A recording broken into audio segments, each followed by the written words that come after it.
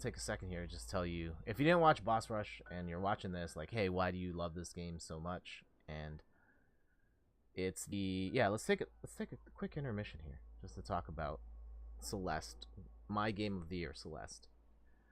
I love this game because the platforming is airtight.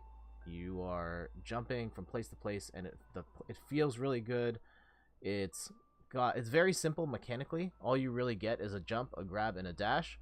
But then it finds all these different ways around the way that the levels are designed to keep it fresh throughout.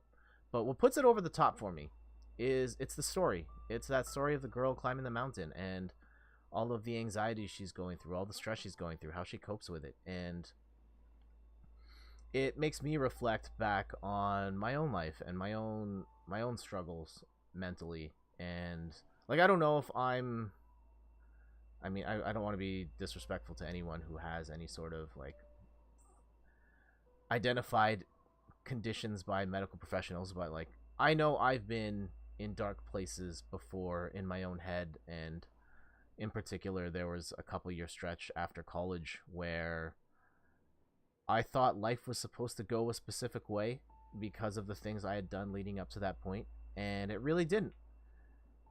And that really wore me down. And it took me a long time to kind of just pick myself back up and start to make that climb. And I guess we can be more specific here. We're friends, right? After college, I went to school for radio broadcasting. I was a straight A student all the way through school. And it was always taught to me that, hey, if you do good in school, you're going to do well in the real world. And it seemed that way at first. I graduated with honors in radio broadcasting. I specialized in radio announcing, and I got an internship where I got to be on the air. And I was on the air doing weather on weekends and the overnight shift. And I was having the time of my life. And after a couple of months, the company needed to do some restructuring, and I got let go. And that was the last time I was on the radio. I would stay in the radio industry. It took a couple of months for me to get a job back in, but it wasn't in that particular capacity. And I was still working the part-time job I had in high school.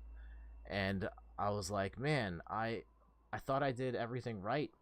And maybe I did, but it still didn't work out for me. And that was really hard for me to come to grips with, just this idea that the world is more complicated than getting good grades at school, or the idea that if you do these things well, you are just going to get the thing that you are looking for, because it doesn't work out that way.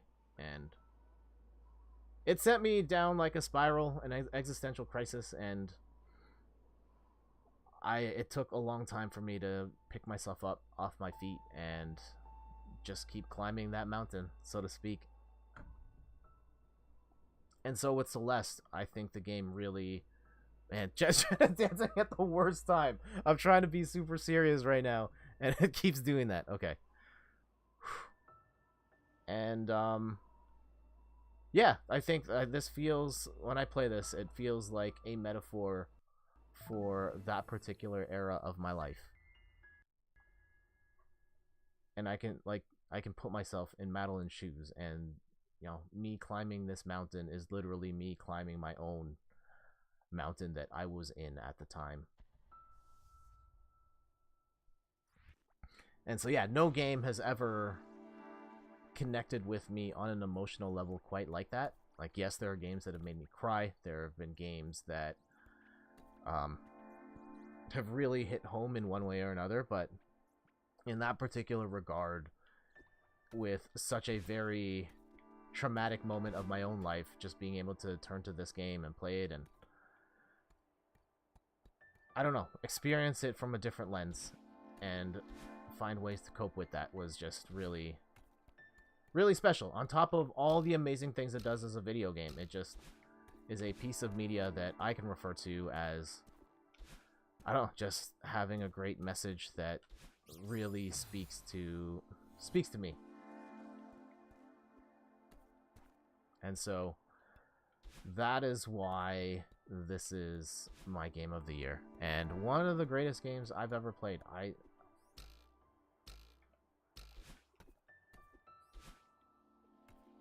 It is up there for sure.